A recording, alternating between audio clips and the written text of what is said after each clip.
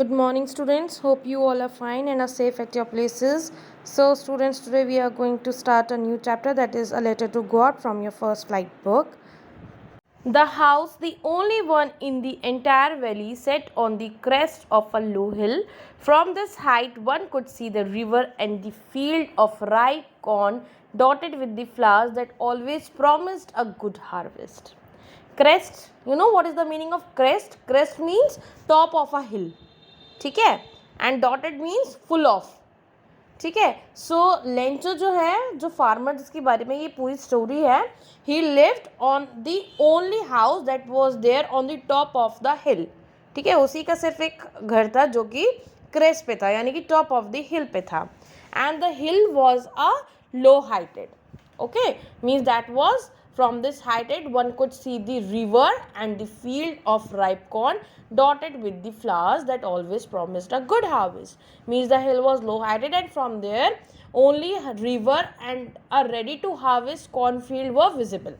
ठीक है, वहाँ से सिर्फ या तो हिल, उस हिल पे से मीन्स रिवर दिखता था, या फिर एक पूरी मीन्स कॉर्न की फील्ड थी जो कि रेडी थी हार्वेस्ट के लिए, वो दिखती थी. Fully dotted means full of. ठीक है, and which is that always promised a good harvest, यानी कि that is ready to harvest, यानी कि बिल्कुल तैयार थी वो field. Okay, the only thing the earth needed was a downpour, at least a shower. Means downpour means heavy rain. सिर्फ एक रेन की ज़रूरत थी वहाँ पर. Okay, so the field belong to, और वो फील्ड जो थी वो लेंचो की थी, और उसको पूरा मीन्स कॉन्फिडेंस था, ग्रेटेस्ट कॉन्फिडेंस था उसको कि ये जो हार्वेस्ट है that would reap great profits. तो जो सिर्फ चीज़ का वो वेट कर रहा था वो था रेनफॉल का, और वो इस उम्मीद में वेट कर रहा था कि मीन्स उसको प्रॉपर उम्मीद थी, मीन्स प्रॉपर होप थी कि इस बार मीन्स बारिश या रेनफॉल ज़रूर होनी है.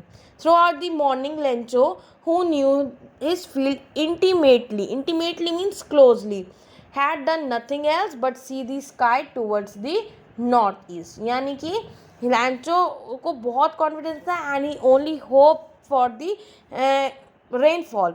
सो उस होप में ही spend an entire morning gazing at the sky, यानी कि he was continuously looking, staring at the sky in the north east direction, जहाँ से from where a drizzle was expected to shower on the field.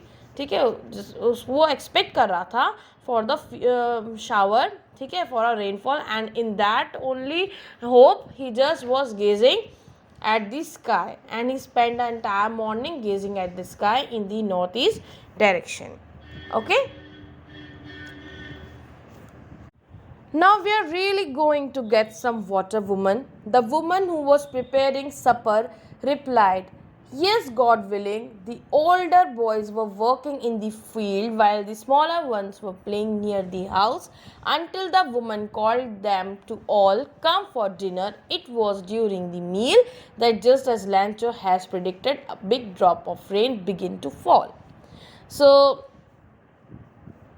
the woman was his wife only.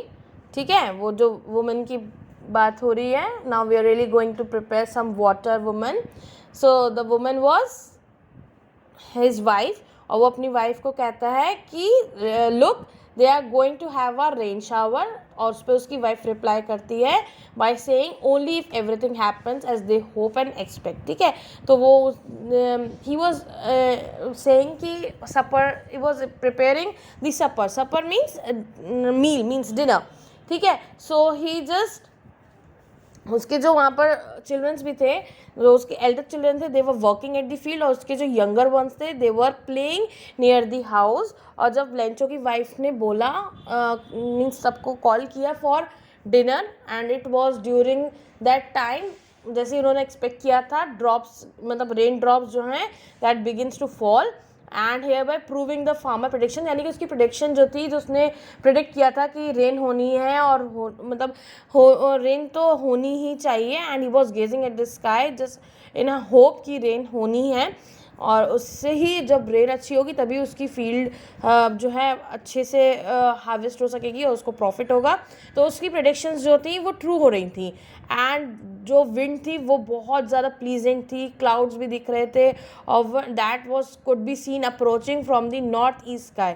And then Lencho goes out of the house to take pleasure in feeling the droplets on his body, और prefer करता है to the, और उसने उन बूंदों को जो है क्या समझा, he refer to the drizzle as a coin, यानी कि उन ड्रॉपलेट्स को जो उसकी बॉडी पे गिर रही थी, he refer to the drizzle as coin.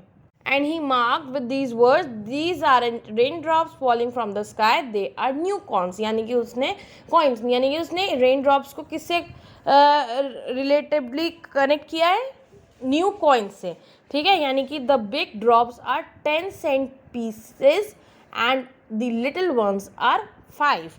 सो उसने इसे कंपेयर किया है रेन ड्रॉप्स को, that rain droplets being equivalent to 10 cents और जो स्मॉलर वन है वो 5 सेंट्स, यानी कि कॉइन से उसने रिलेट किया है। ही सेज बिकॉज ये रेन ड्रॉप जो है that would ensure a good crop which would eventually get them lot of money, यानी कि उसकी अगर फील्ड अच्छे से हार्वेस्ट मीन्स प्रॉपर होगी तो फिर वो मीन्स जब वो उसको सेल करेगा तो उसको काफ़ी प्रॉफिट होगा, ठीक है। तो इसलिए उसने उसको इंश्योर किया है good crop which would eventually get them a lot of money.